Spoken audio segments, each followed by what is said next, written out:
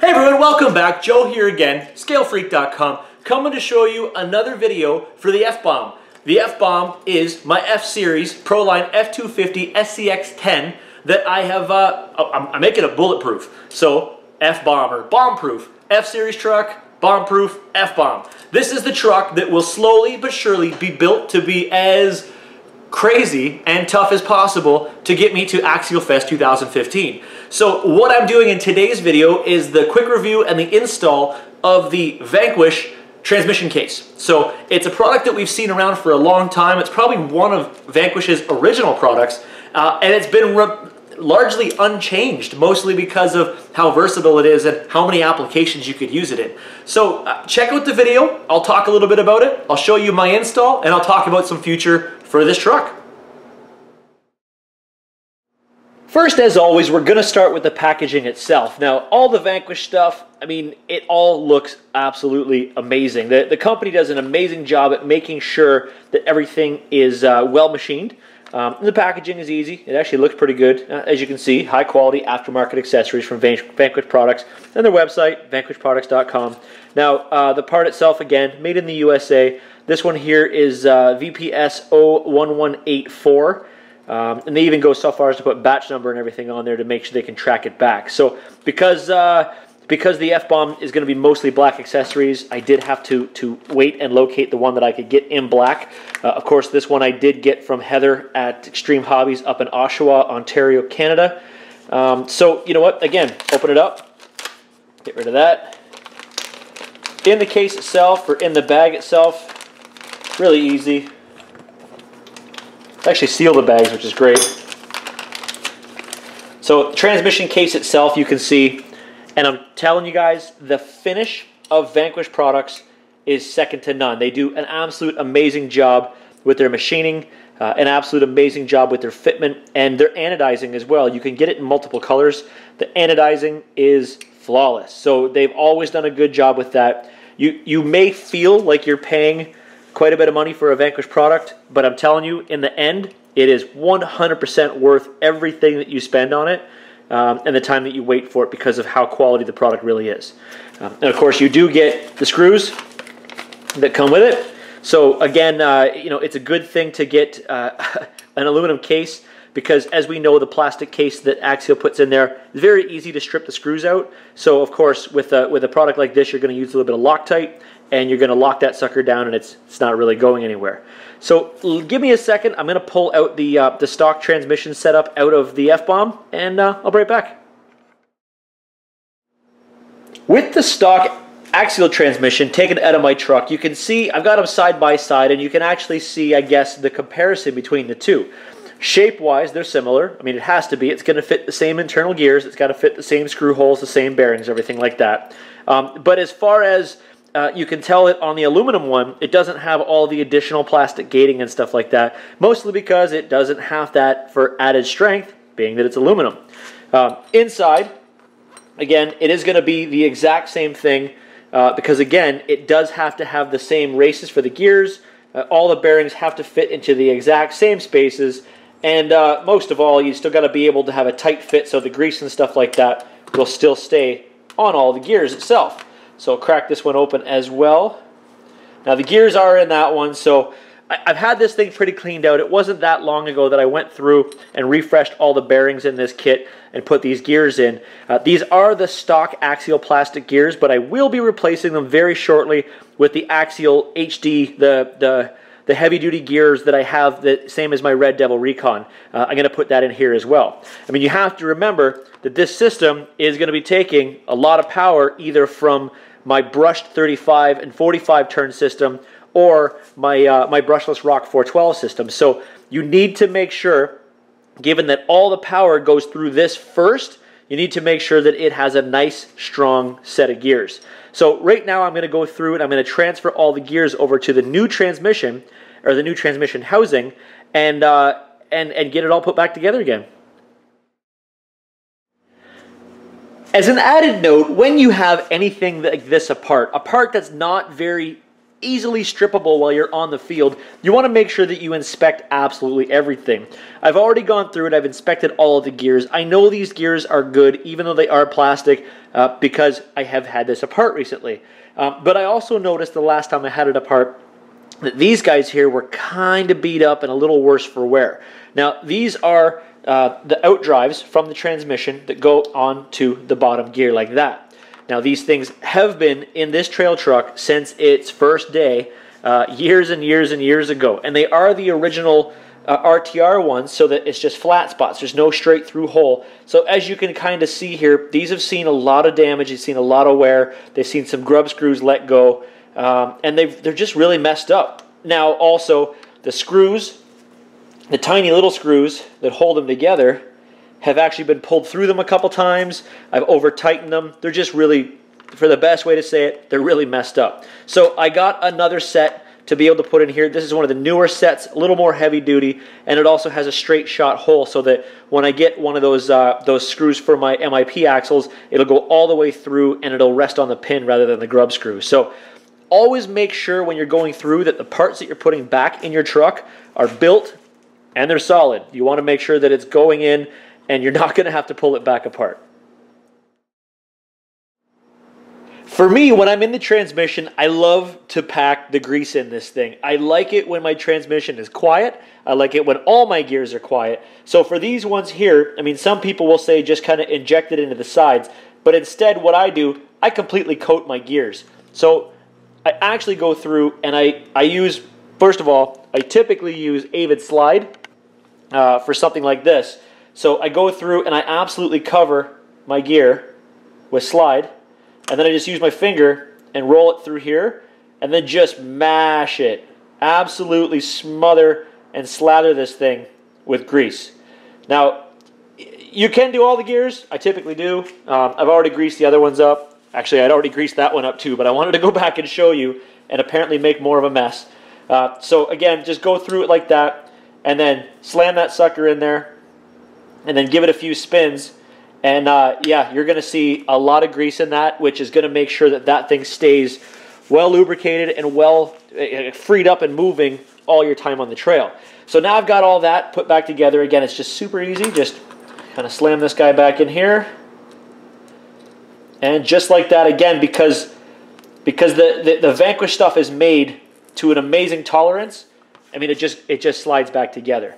Now, another thing, the Vanquish case will come with a hole on each side just in case you wanted to mirror your transmission, which is something that I may do at a later date. But for today, I'm just putting it back together in its stock configuration. For this one here, if you wanted to, you could switch this to the other side. But for me, there is the other hole. I just use the stock dust cover off of the plastic one, and with a little ingenuity, aka force it in, it will fit into that spot and it won't interfere with the bearing, just enough to keep any crap from getting inside your transmission case. So give me a second here. I'm going to mount all the gearing system back up again. Just a minute. Another part that I love about this being an aluminum case is the fact that it is aluminum. And I know that sounds a little funny to say, but with these 4 screws right here, 1, 2, 3, 4, that actually hold the case together. On a plastic case, you do have the opportunity to tighten them way too much. And really what you're going to do is you're going to crush and deform the plastic. Now with the aluminum case, you know, because remember, it is a metal motor plate, and then you're screwing it through here. So the threads will attach to the metal motor plate, and literally if you continue to torque down on the plastic, you could crush this thing, or again, put a lot of stress on the gears that are on the inside. Now, that is an extreme situation. You'd have to really be malicious on something like that. But on this case, you have the strength of the aluminum to be able to crank this thing down, and really, you're not going to crush anything. Just, you only need to go hand tight anyway. And always, remember guys, when you're using metal screws into a metal plate, you are going to want to use some Loctite. And this is a nylock nut down here. But you don't have the fear of making sure that it's still going to spin freely, because you're not crushing it so hard that it's going to deform the case, which again could cause a problem all on its own. It'll also mess up the alignment. So now that I've got all this stuff put on, of course, slipper gear goes on, washer, there we go, Here we go again. Now, something that I do with my transmissions, and I don't advise this for everybody, this is just how I drive. My slipper clutch, I just lock it down. I mean, I know that there are kits that I can buy for this to do it, but really, all I do is crank it solid, and that sucker is tight. You know, because again, I do have now a bulletproof transmission case. My axles are awesome. My gear, whatever, if it strips, I've got more. I'll eventually upgrade this. And then I will have the metal internals that will go on the inside as well, so I don't have a problem with that. I've actually torn tires because of how much torque this thing can convert. Actually, I should say how much thing that this can convert. Don't let me trash on this plastic. This is strong plastic. It's just years old and getting worn out. Especially these holes down here are pretty stripped out. So metal holes I'm good with. So give me a second. I'm going to remount the motor. Just takes me a heartbeat, and I'll be right back. A lot of people have asked me in the past, what is my method to when I'm meshing my gears? This is something that I've discussed many times in the past. There's a lot of different ways to do it, and mine may not be right, but it's right for me. I don't use any paper. I don't use any gauges or anything like that. I just pretty much use by feel. I put the gears enough together that I'm comfortable with it. I've stripped a lot of gears, and I've over-tightened a lot of gears. So I found what works for a happy medium to me. So what I basically do is I partially tighten down the motor in the position that I think it's going to be good in. And by that, what I do is I test it in multiple places throughout the gear to make sure that there is some play between the two gears. Now the reason I select multiple places is because no round gear is ever actually round, and no round pinion gear is ever actually round. So I want to make sure that it's not going to hit any high spots or any interference along the way. Now see here how much difference there is? That's it. I lock down the pinion and a very, very little bit. Now keep in mind, right now I am using a 48 pitch, which basically means I'm using really small teeth. One day I would like to move to a 32, maybe one of those Robinson Racing setups, and you know, it would be a little bit easier as far as strength. But this is still my original spur gear that I've been running for years, so I haven't had a problem with it. Now then, as you go through, just tighten the motor screws a little bit more, and once you have them fully locked down, make sure you check everything again when it's done to make sure you're still comfortable. I don't want you to lock it down and not think that the motor's going to move, because believe me, the motor will move. It will tighten down or it will loosen, and then you'll have to go through and do it all over again. So just make sure it's done right the first time. Now here's one of the best parts about the actual Vanquish transmission case, and that is that it is aluminum threaded holes on the bottom. Now again, the stock is plastic, so these things here, you can't really Loctite the screws to keep them in there, and they do like to back off with the vibration of the actual case. So many times throughout my history of scaling, I've wondered why my transmission was moving, only to see that there was only 1 or 2 screws still being held into the transmission. It's kind of one of those areas that you always want to be looking at. But the problem is once they start to fall out, and once this starts to loosen up, it will actually start to pull the screws right through the bottom. And eventually, even if you're going to stay with a plastic case, you're going to have to replace it because they will pull through the bottom and your transmission will come loose. You have to remember that all of the torque is being put on those screws that comes off that motor and that goes into those drive lines. So you want to make sure that this thing is locked down nice and solid. Now again, this one here, I could spin a screw in this thing all day. I think it was pretty much just held on with friction, and I was lucky that this thing was still in my cars at the end of the day. Again, this one is aluminum. It's going to be threaded, which means I'm not going to pull screws through it. And of course, which means I'm using my Loctite 222 to make sure that my screws don't back off. Now the kit does come with the correct length screws that it wants for you. With the plastic one, I always put screws that were super long so that I'd get as many thread bite as possible. So then you're going to go through, and really, it's just exactly how it always is, right? You've got the line up on the bottom that helps you to flip it over this way. Line it up, get it set up, maybe put a couple tracer screws in, and then go ahead and tighten it all down. So give me 1 second, guys. I'm actually going to be flipping this truck over to get him in there, and you don't really need to see that. So give me 1 second. I'll get this guy mounted. All right, so there it is. The Vanquish transmission case installed in the F-bomb. Now, of course, the reason why I wanted to put this case in the F-bomb is because, well, the F-bomb needs to be bulletproof. And I don't know a transmission case is going to be any more bulletproof than the Vanquish case. This thing is amazing. I've been waiting a long time to get one in my truck. I just wanted to make sure I got the right color. It's got to go with the rest of the theme. And that I got it all set up exactly how I want it to be.